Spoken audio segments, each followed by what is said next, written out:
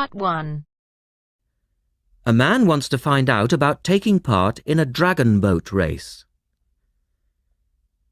Listen to the conversation between the man and the woman and answer the questions. First, you have some time to look at questions 1 to 5.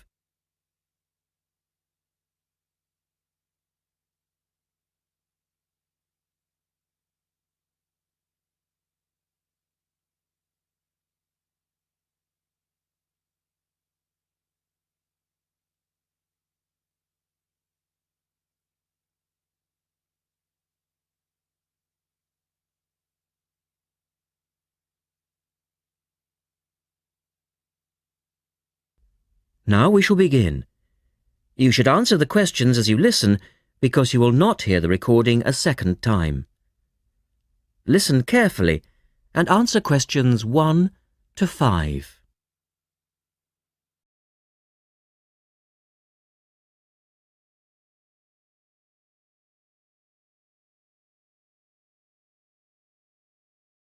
Scope Charity Office. How can I help you?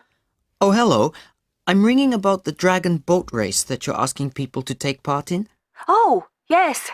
We still need a few more teams. Are you interested in joining the race? Yes, we want to enter a team, but we don't know anything about it. Could I ask you for some more information first? Of course. I don't even know when it's being held. It's taking place on the 2nd of July. Is that a Saturday? No, it's a Sunday. It's a much more popular day and more people can take part then. Right. And where's it being held? At the Brighton Marina. Oh, I'm an overseas student. Could you spell that for me? Yes, it's Brighton Marina. That's Marina. Do you know where it is? I'm not sure. It's a couple of miles past the Palace Pier. Oh, yes, I know it. You take a right turning off the coast road, or you can cycle along the seafront. That's good. What time does the race start?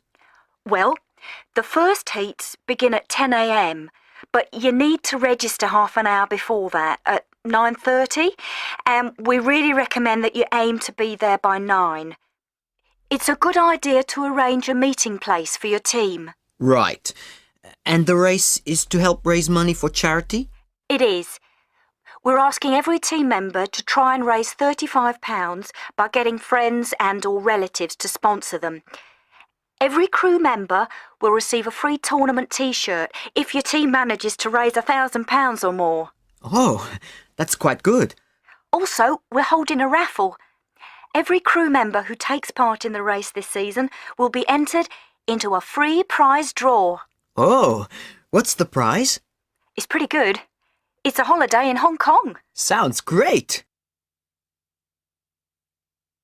The man asks for more information.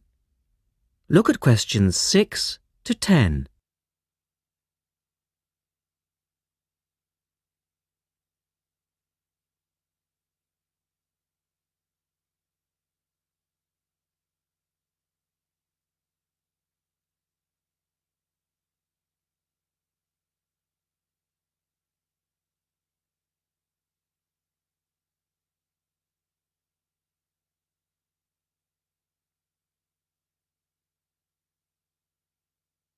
Now listen to their conversation and answer questions 6 to 10. Is there anything else you need to know? Could you just tell me a little bit more about the teams? Well, you need to have a crew of 20 people for your dragon boat, and you then need to agree on who's going to be the team captain. That will probably be you. Fine. I've got a group of 20 people who are interested. Do all the team members have to be a certain age? Well, there's no age limit as such, but if you have a team member who's under 18, then they have to get their parents' permission to take part. Yes, that makes sense. It isn't dangerous, but we do have boats that turn over in the water, and for that reason we need to insist that everyone wears a life jacket as well. And you can hire life jackets from us when your team arrives. What do you advise people to wear? Well, most people wear a t-shirt, shorts and trainers. I certainly wouldn't recommend that you wear jeans or boots. In fact, it's a very good idea to bring some spare clothes. Okay. It can get quite cold and wet if the weather's bad, and there's quite a bit of hanging around, especially if you qualify for the semi-finals or the final. I see what you mean. Have you got a name for your team? Oh, not yet, no. Well, you need to decide on one and then put it on the entrance form, which I'll send you. Oh, okay. So, if you'd like to give me your address, I'll be happy to send details first class.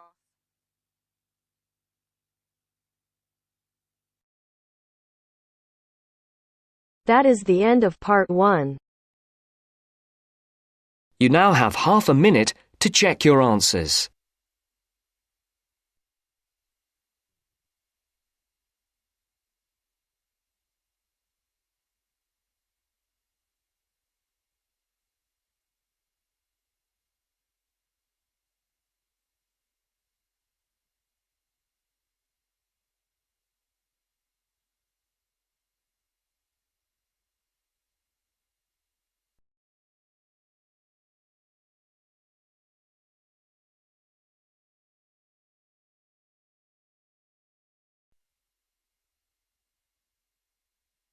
Now turns to part 2. Part 2. You will hear two students talking about a class assignment about wild bird rescue and rehabilitation. First, you have some time to look at questions 11 to 15.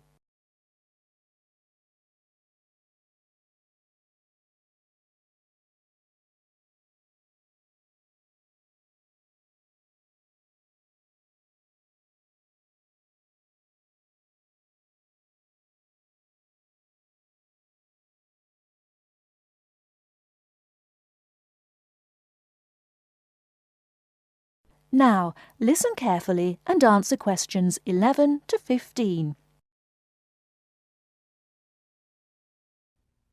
Okay, let's go over the requirements and see what we have left to do. Let's see. We have to give the professor a written summary of the information we've gathered on our topic, wild bird rescue and rehabilitation. The other written thing we have to turn in is a case study of the rehabilitation of one bird. We have the information on that already. Right. All we have to do is write it up. What about charts and graphs? Do we need to include something like that? I don't think so. They aren't really relevant, but we do have to turn in a list of the resources we used. Naturally. What about videos? I heard some of the other students were doing that. Well, I guess that must be optional, because I don't see it on the requirements list. Okay, we should start planning our class presentation, since that counts for half the grade. We've looked at lots of sources of information, but I think our best source was the interviews we did with the wildlife rehabilitators. Agreed. That and the journal articles. I think we have enough information from those two sources for the presentation anyhow. The books we looked at weren't all that helpful.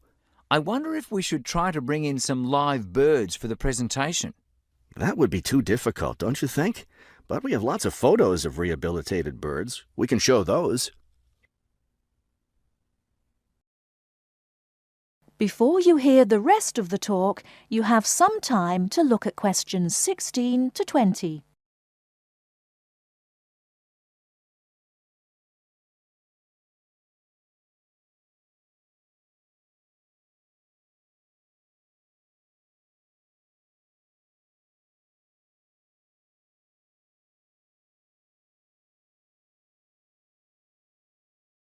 Now listen and answer questions 16 to 20.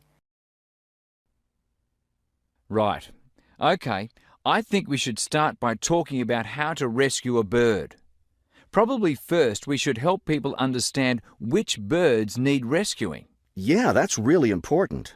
Because a lot of times people see a baby bird that's all alone, or they find a bird sitting on the ground and they think it needs to be rescued. And usually, those are just baby birds learning to fly. So we should emphasize that people should only attempt to rescue a bird that's clearly injured. For certain kinds of birds, the rescuer needs to wear protective gloves because some of those birds have sharp claws and can tear your shirt, or worse, injure your face or some other part of your body. Yes, that's an important point. OK, next, let's tell people to put the injured bird in a box with good air circulation. We should let them know that a cage isn't necessary, and a bag, especially a plastic one, could hurt the bird more. Another thing we need to say is that the best way to help the bird stay calm is not by petting it or talking to it, but by leaving it completely alone. Then people should take the bird to the bird rescue center as soon as possible. Right, and we should also point out that when they're driving the bird to the rescue center, it's better not to play music on the radio or talk loudly, because those things just stress the bird. Yes, it's better just to speak quietly while you have the bird in the car. Okay, we've got that part covered. Next, we should talk about what happens at the rescue center. That is the end of part 2. You now have half a minute to check your answers.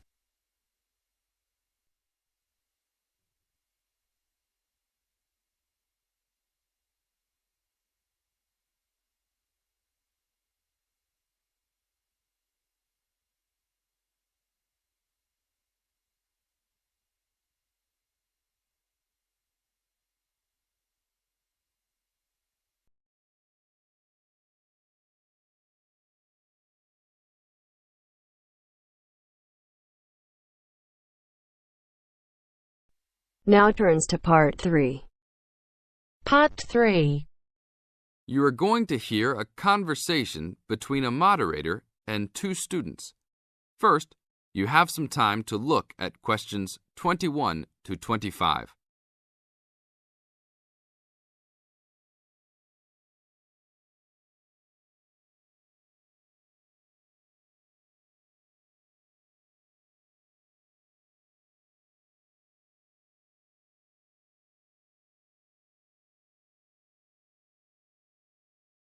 Now listen to the tape and answer the questions.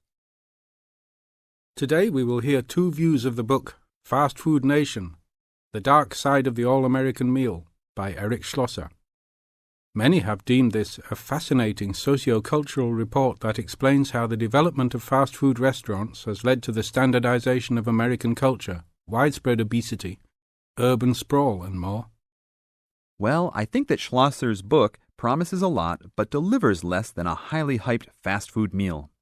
The book is not well written, and it lacks organization as it skips around in its telling of fast food horror stories. And then he spends a great deal of time on Walt Disney and bashing Disneyland. Why is that in a book about fast food? Bashing is the best word for this book. According to this book, Schlosser clearly believes that the fast food industry is responsible for every problem in America today. From the common cold, to inflation, to malls, to unruly kids, to warts. He blames it all on big business and especially the big food business. The book is written in a breathless, alarming motive that makes it sound like McDonald's and Disney are co-conspirators to take over the world and force every living child to eat greasy French fries. Give me a break. Schlosser is also very biased for the left, praising unions while ripping right-wing values and Republicans. Nixon seems to get special attention. Just having your picture made with him gets sinister prose and makes you a co-conspirator. Despite claims of research, there are numerous blatant assertions such as parents in the 80s spent more money on their children because they felt guilty about not spending time with them. How does he know that? Is all consumer spending on kids really driven by guilt?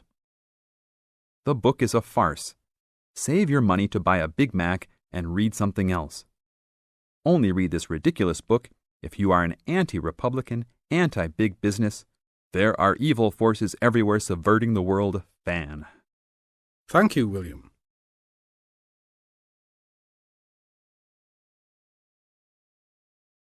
Now look at questions 26 to 30.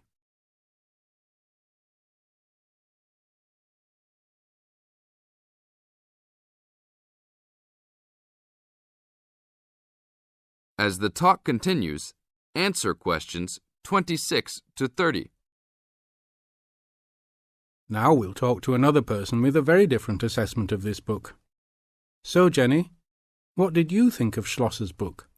Wow, where do I begin? I thought that this book was very informative, very well researched, and a very easy read. Schlosser did a wonderful job of organising the vast amount of information that he placed in this book. For a non-fiction book, I found that Fast Food Nation kept me entertained throughout its entirety. In fact, I couldn't put it down. The history of the fast food industry itself was fascinating, as well as the background information on the potato and meat industries. The first-hand accounts given by people who work for the fast food industry, as well as the meat packing and potato plants, added to the reality of the points the book was trying to make. The fast food industry and all industries supported by fast food companies have some serious issues that need to be addressed by the nation. In addition, Schlosser does an excellent job of pointing out the dangers of not only working for these businesses, but eating food supplied by them. It's scary to think about the dangers lurking behind the counter at your local fast food chain. This book really opens your eyes to some health hazards that all of America should be aware of. Everyone should read this book. It will change your eating habits and the way you view large fast food corporations. That is the end of part 3. You now have half a minute to check your answers.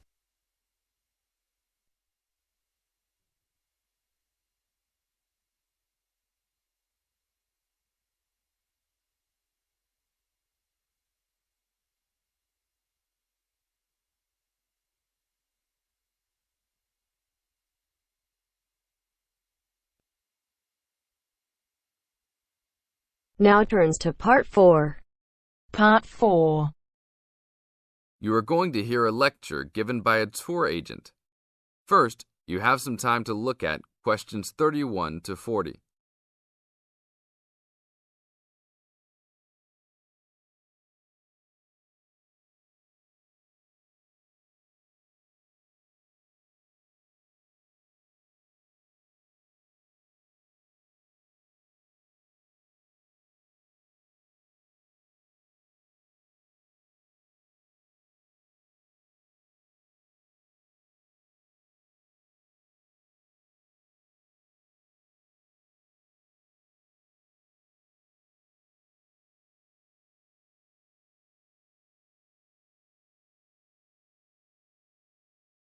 Now listen to the tape and answer questions 31 to 40.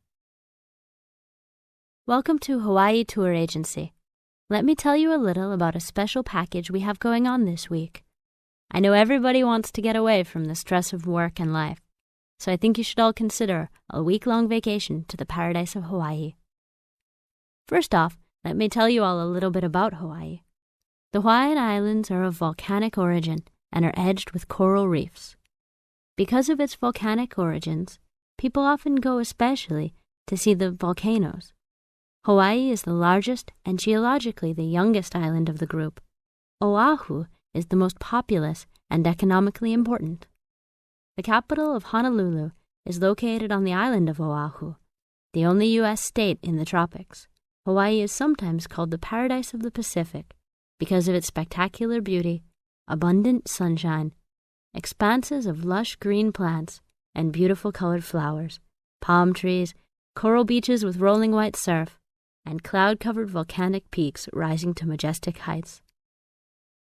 Some of the world's largest active and inactive volcanoes are found on Hawaii and Maui. Eruptions of the active volcanoes have provided spectacular displays, but their lava flows have occasionally caused great property damage. The lava can spill down the mountains into the settlements where people live. The most famous of these is right by Honolulu. It is called Diamond Head because from far away, the top of the volcano looks like a diamond. Vegetation is generally luxuriant throughout the islands, with giant fern forests and lush vegetation. Although many species of birds and domestic animals have been introduced on the islands, there are few wild animals other than boars and goats, and there are no snakes. The coastal waters abound with fish. More ethnic and cultural groups are represented in Hawaii than in any other state. Chinese laborers who came to work in the sugar industry were the first of the large groups of immigrants to arrive, starting in 1852, and Filipinos and Koreans were the last, after 1900. Other immigrant groups, including Portuguese, Germans, Japanese, and Puerto Ricans, came in the latter part of the 19th century. Intermarriage with other races has brought a further decrease in the number of pure-blooded Hawaiians, who comprise a very small percentage of the population. Now all of this sounds very interesting, right? For only $600 per person, we are offering a tour package to Hawaii. This includes your round-trip airfare and fully guided tours. The duration of the trip is 5 days, including hotel for 5 nights and tour buses that will take you all around. We will go to the famous beaches, the volcanoes, and the forests.